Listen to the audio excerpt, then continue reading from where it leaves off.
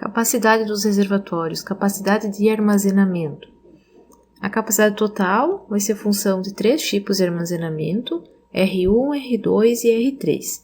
R1 é chamado de reserva de equilíbrio, que seria o volume útil, que seria destinado a compensar a diferença entre vazões de consumo e vazão afluente ao reservatório, ou seja, essa com o objetivo de regularizar as vazões.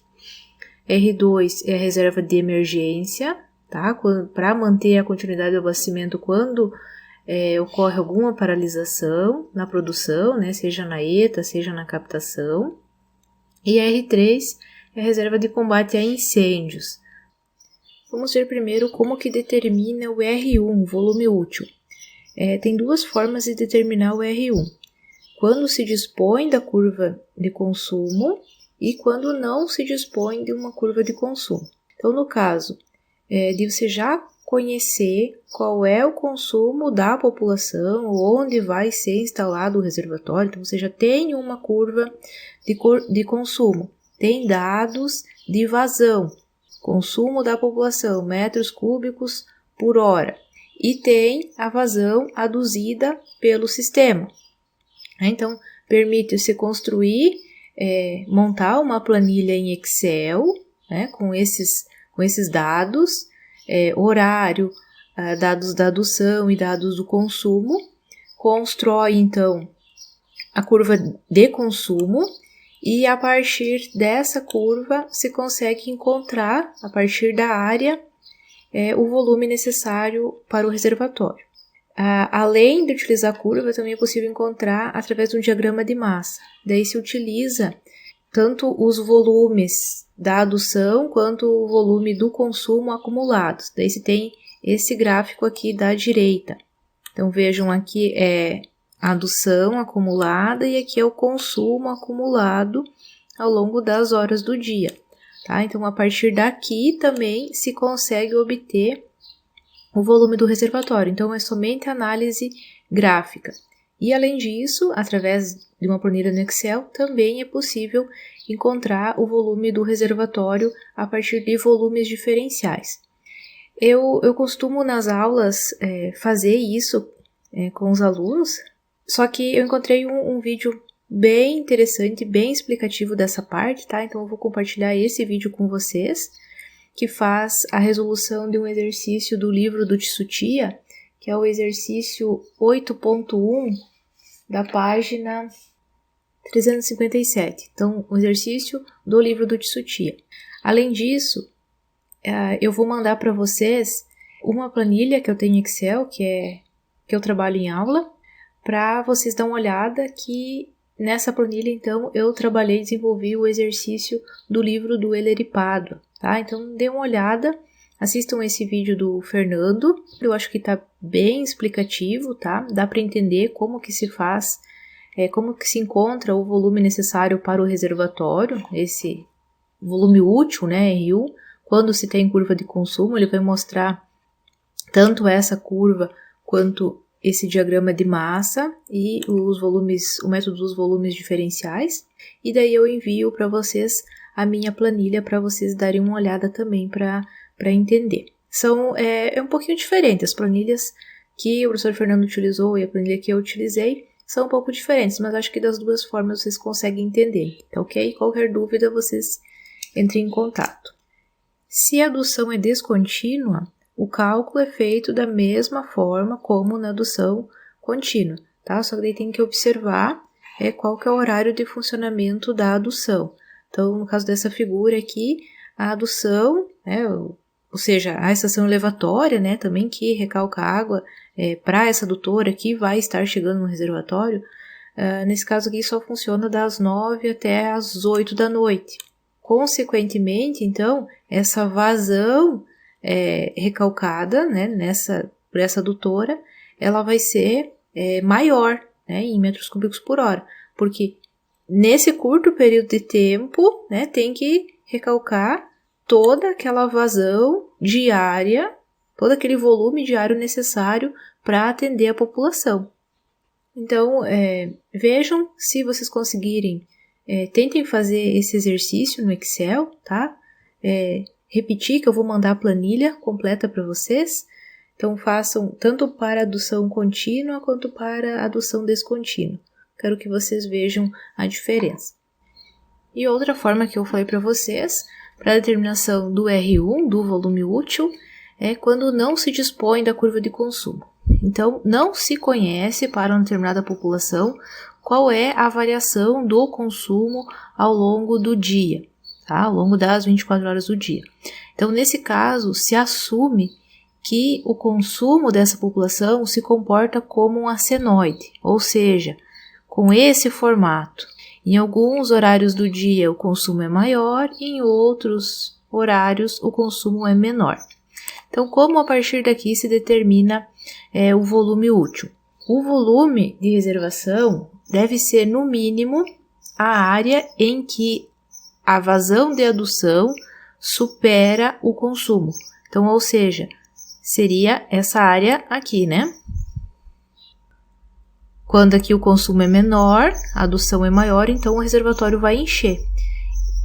Esse reservatório enchendo, essa água vai ficar disponível para os demais horários do dia, em que o consumo da população é maior, ou seja, superior à vazão aduzida pelo sistema, tá? Então, é dessa forma que se pode encontrar o volume útil quando não se dispõe da curva de consumo. Fazendo a integração do período em que a vazão de adução supera a vazão de demanda, se chega nessa equação, né, que se obtém a capacidade mínima do reservatório. Então, vejam que depende do K2 e do volume diário consumido pela população. Aí, então, tem essa tabela que simplifica as coisas. Então, dependendo do valor de K2, se obtém a capacidade mínima do reservatório. Então, vai ser algum valor vezes o volume diário consumido por essa população. Tá? Então, por exemplo, no caso de adotar K2 igual a 1,5, que é tradicionalmente o valor adotado, vejam que a capacidade mínima do reservatório tem que ser aproximadamente 16% do volume diário consumido pela população. Já vimos agora como que se obtém o R1, volume útil. Então, como que se obtém, o que seria esse volume para emergência? Não existe nenhuma fórmula para se determinar o volume de emergência. Tudo vai depender da vulnerabilidade do sistema. Então, no que diz respeito principalmente à captação de água e à estação de tratamento, vai ser a concessionária do serviço de água, né, que vai dar instruções ao projetista com relação a esse volume a ser adotado, de acordo com a segurança que se deseja para o sistema. Então, por exemplo, aqui no caso do Rio Grande do Sul, municípios atingidos pela Corsã, é a Corsã que vai dizer quanto que deve ser o volume de segurança a ser adotado. Tem alguns países que utilizam uma reserva de 25% do consumo máximo diário previsto, tá? Esse valor pode variar, tudo depende da vulnerabilidade do sistema. E o volume para combate a incêndios, o R3 daquela fórmula da capacidade do reservatório, que considera R1, R2 e R3. Bom, então, o consumo de água para combate a incêndios pode ser calculado por essa expressão, R3 igual a Q vezes T, em que Q é a vazão necessária para o combate ao incêndio e T é a duração do incêndio. Uma outra forma de obter o valor de R3 é consultando o corpo de bombeiros local, para além de regularizar vazão, garantir uma segurança no abastecimento, também possibilitar um armazenamento de água suficiente para combater incêndios quando necessário. Aqui temos algumas orientações tabeladas, então, vazão para combate a incêndio, litros por segundo, que varia conforme a duração do fogo, 2, 3 ou 4 horas. Temos também recomendações nos Estados Unidos, se utiliza 31,4 litros por segundo. Na Espanha, o volume a ser adotado conforme a população atendida. E no Brasil, nós não temos orientações específicas, tá?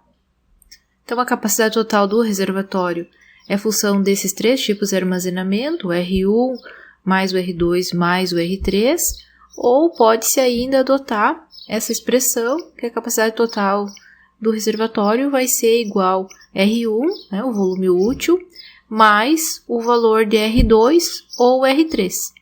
Então, se calcula tanto o volume necessário para emergências, quanto para o combate a incêndios, e verifica qual é o maior valor, tá? E se adota esse maior valor. Então, por exemplo, se o volume necessário para emergências for maior que o volume necessário para combate a incêndios, então se adota o R2. Então, ficaria capacidade total do reservatório igual R1 mais R2.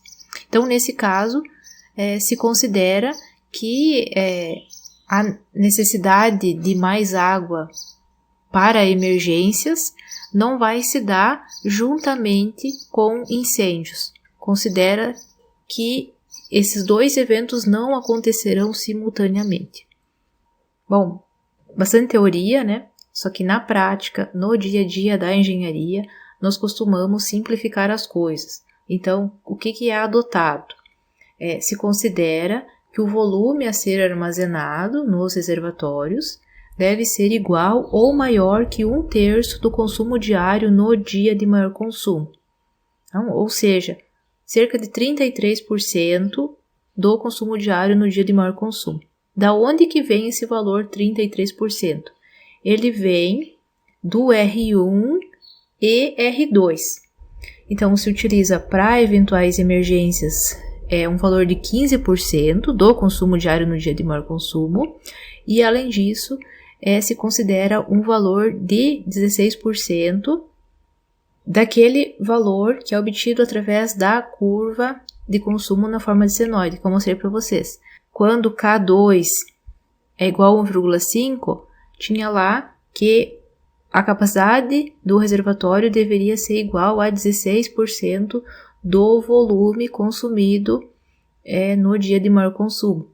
Então, é daí que vem esses aproximadamente 33%. Seria os 15% de emergência, R2, mais 16% que vem do R1. Capacidade do reservatório elevado. Algumas vezes é necessário utilizar um reservatório elevado. Somente um reservatório enterrado ou semi-enterrado ou apoiado não vai dar conta, porque aí tem que garantir pressões adequadas na rede de distribuição. Principalmente em cidades mais planas, né, é necessário utilizar reservatório elevado.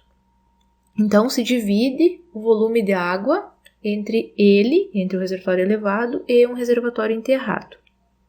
Nesse caso, então, o volume que atenderá a demanda da cidade ficará armazenado nesse reservatório inferior, no caso aqui, um reservatório enterrado. Isso porque o reservatório enterrado ele tem um menor custo quando comparado ao reservatório elevado. Então, se busca utilizar reservatórios elevados que tenham pouco volume, não serviriam para armazenamento em si, mas para garantir as pressões na rede.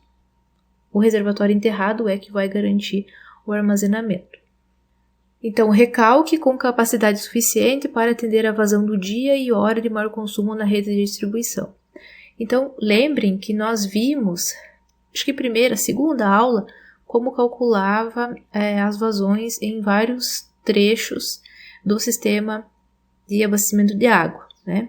Então, lembram que a vazão que chega no reservatório principal, reservatório enterrado ou apoiado ou semi-enterrado, é a vazão do dia de maior consumo, então que se considera apenas o K1. No entanto, a vazão que sai do reservatório para a rede de distribuição tem que ser a vazão do dia e hora de maior consumo. Então, além de considerar K1, também tem que considerar K2. E como, então, o reservatório elevado ele não cumpre o papel principal de armazenamento, a vazão de recalque que sai desse reservatório enterrado, por exemplo, também tem que ser a vazão do dia e hora de maior consumo. Então, por isso, também utiliza K2 aqui. Então, K1 vezes K2 vezes contribuição consumo per capita vezes a população dividido por 86.400. Então, aqui é a mesma fórmula que daqui. Então, o volume do reservatório enterrado vai ser muito maior que o volume do reservatório elevado, para reduzir custo, tá? Porque o reservatório elevado tem um custo de construção maior. Bom, e na prática, é comum fixar capacidades para o reservatório elevado entre 10% a 20% da capacidade total necessária para a cidade. O restante fica para o reservatório enterrado, ou semi-enterrado, ou apoiado. E se adota também uma capacidade máxima de 500 metros cúbicos para o reservatório elevado. Mais que isso, deixa de ser econômico muitas vezes e também tem efeitos estéticos. Fica feio um reservatório elevado tão grande, né, com um volume superior a 500 metros cúbicos.